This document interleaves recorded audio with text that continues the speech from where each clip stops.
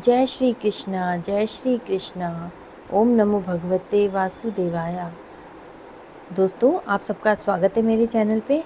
आज हम परवर्तनी एकादशी की दूसरी कथा है उसके बारे में आपसे बात करेंगे और कथा आपको सुनाएंगे। परवर्तनी एकादशी की व्रत कथा। त्रेता युग में बलि नामक एक पराक्रमी दैत्य था जो दैत्यों का राजा था। वह भगवान विष्णु का परम भक्त था। उन्हें अपना आराध्य मानकर उनकी पूजा अर्चना किया करता था। साथ ही ब्राह्मणों का सम्मान करता था और उन्हें कभी खाली हाथ नहीं लौटाता था। बलि का इंद्रदेव से गहरा बैर था। अपनी अपार शक्तियों के बल पे उसने इंद्र सहित सभी देवताओं को पराजित कर दिया और तीनों लोकों पर विजय प्राप्त कर ली।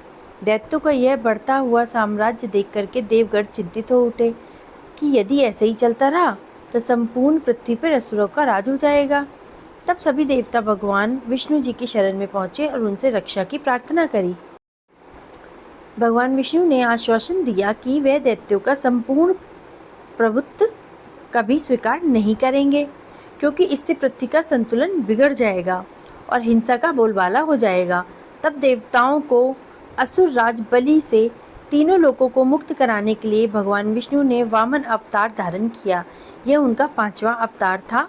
वामन रूप में भगवान बलि के महल पहुंचे और उनसे 3 पग भूमि दान में मांगी। बलि ने इसे सरल मांगकर स्वीकार कर लिया। दैत्य गुरु शंकराचार्य ने समझ लिया कि यह कोई साधारण ब्राह्मण नहीं है, बल्कि स्वयं विष्णु भगवान जी हैं और वे बलि से संपूर्ण लोकों का दान में देने आ गए हैं। उन्होंने बलि को सावधान किया, लेकिन बलि ने कहा, मैं वचन दे चुका हूँ और विष्णु जी को मैं अपना आराध्य मानता हूँ, अतः अपने वचन से मैं कभी पीछे नहीं हट सकता। इस प्रकार इसके बाद वामन देव ने अपने विराट रूप में विस्तार किया और 2 ही पगों में संपूर्ण ब्रह्मांड एवं तीनों लोकों को नाप लिया। तब भगवान ने बलि से तीसरे पग के लिए स्थान पूछा। इस पर बलि ने विनय भाव से अपने सर को आगे कर दिया और कहा, भगवान, आप अपना तीसरा पग मेरे सर पर रख दीजिए। भगवान विष्णु ने तीसरा पग बलि के सिर पे रखा और उन्हें पाताल लोक भेज दिया और तीनों लोक देवताओं को वापस दिला दिए। इस प्रकार देवताओं का भय समाप्त हो गया और वह संसार का संतुलन पुनः स्थापित हो गया। मान्यता है कि परिवर्तनी एकादशी का व्रत रख के इस कथा को सुनने अथवा पढ़ने से वाजपेय यज्ञ के समान पुण्य की प्राप्ति होती है और जीवन में हर प्रकार की सफलता प्राप्त होती है। इस प्रकार से हमको परिवर्तनी एकादशी का व्रत पूजन करना चाहिए और कथा सुननी अथवा सुनानी चाहिए। इससे हर प्रकार के कष्ट दूर होते हैं और विष्णु भगवान जी की असीम कृपा प्राप्त होती है। ओम नमो भगवते वासुदेवाय। अब हम करेंगे विष्णु जी की आरती। ओम जय जगदीश हरे, स्वामी जय जगदीश हरे। भक्त जनों के संकट, दास जनों के संकट क्षण में दूर करे। ओम जय जगदीश हरे। जो ध्यावे फल पावे, दुख विन से मन का। स्वामी दुख विन से मन का। सुख संपत्ति घर आवे, सुख संपत्ति घर आवे, कष्ट मिटे तन का। ओम जय जगदीश हरे। मात पिता तुम मेरे, शरण गहूँ मैं किसकी। स्वामी शरण गहूँ मैं किसकी। तुम बिन और न दूजा, तुम बिन और न दूजा, आस करूँ मैं जिसकी। ओम जय जगदीश हरे। तुम पूरन परमात्मा, तुम अंतर्यामी। स्वामी तुम अंतर्यामी।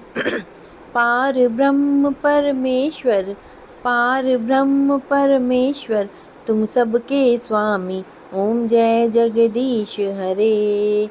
तुम करुणा के सागर, तुम पालन करता। स्वामी तुम पालन करता। मैं मूरख फल कामी, मैं सेवक तुम स्वामी, कृपा करो भरता। ओम जय जगदीश हरे। तुम हो एक अगोचर सबके प्राणपति, स्वामी सबके प्राणपति। किस विधि मिलूं दया में, किस विधि मिलूं दया में, तुमको मैं कुमति। ओम जय जगदीश हरे। दीन बंधु दुख हरता तुम ठाकुर मेरे, स्वामी तुम रक्षक मेरे। अपने हाथ उठाओ, अपने शरण लगाओ, द्वार पड़ा तेरे। ओम जय जगदीश हरे। विषय विकार मिटाओ, पाप हरो देवा, स्वामी कष्ट हरो देवा। श्रद्धा भक्ति बढ़ाओ, श्रद्धा भक्ति बढ़ाओ, संतन की सेवा। ओम जय जगदीश हरे। भक्त जनों के संकट, दास जनों के संकट, क्षण में दूर करे, स्वामी क्षण में दूर करे। ओम जय जगदीश हरे, स्वामी जय जगदीश हरे। बोलिए विष्णु भगवान की जय, लक्ष्मी मैया की जय।